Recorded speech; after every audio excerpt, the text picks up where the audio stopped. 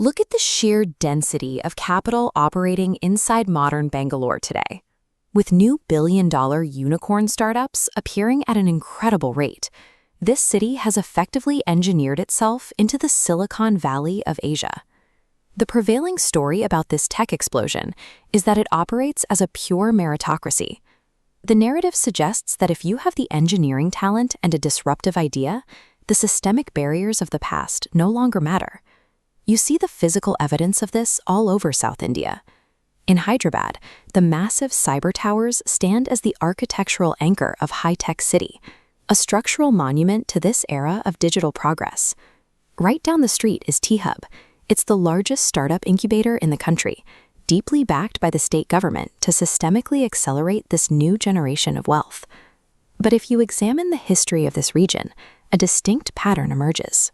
This gleaming landscape of progress might look like a clean slate, but history shows that in South India, modernization is often an illusion used to mask the installation of a brand new elite. To understand how this mechanism works, we have to rewind to British India in the early 20th century.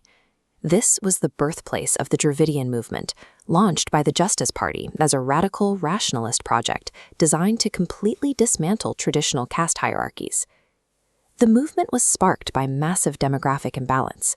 In 1912, out of 100 high-level government positions in the Madras presidency, Brahmins held 77. Yet this group, holding the vast majority of administrative power, made up only 3.2% of the population.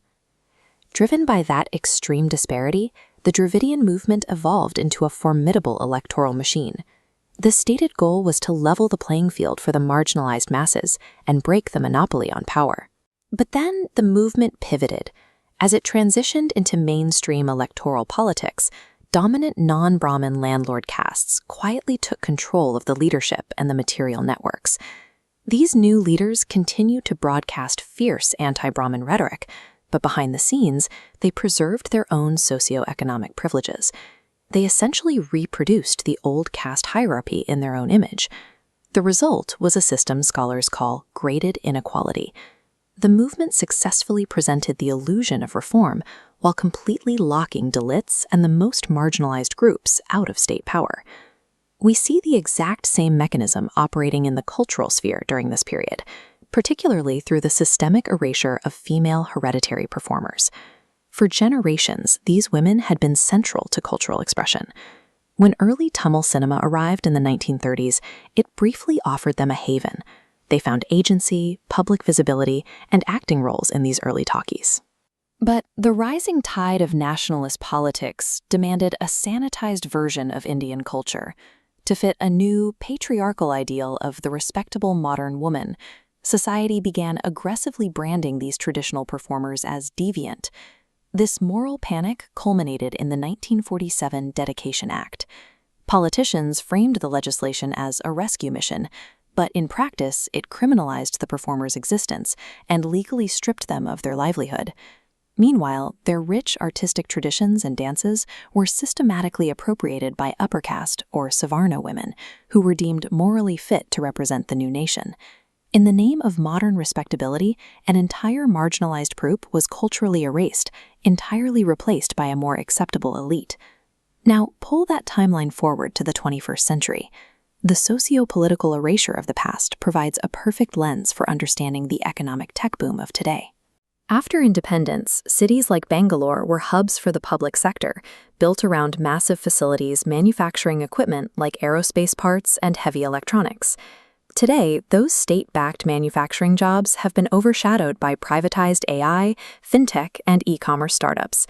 While the industry has changed, leadership remains concentrated in the same dominant intermediary castes that captured the political movement decades ago, with Dalit and marginalized communities remaining largely underrepresented in these new power structures.